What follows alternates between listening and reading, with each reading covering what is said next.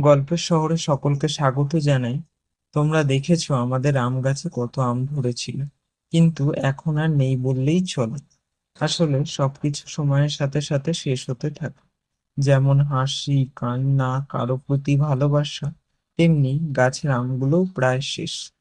এই কদিন আগেই রোজ বিকেল বেলা করে এসে আম পাড়তাম। নিজেদের গাছের আম পাড়ো আর খাও, কিন্তু এখন আর হবে না। আবার একটা বছরের অপেক্ষা, এখন থেকেই দিন গোনা শুরু। এই একটা আম ছিল, শেষ পারলাম, আর গাছে আম নেই। গাছটা দেখে মনটা খুব খারাপ হয়ে যাচ্ছে। তবে যার শেষ আছে তার শুরুও আছে। তো দিনের শেষে মেঘের আড়াল দিয়ে চাঁদ মামা উঁকি দিয়ে জানান দিচ্ছে সন্ধ্যা হয়ে গেছে।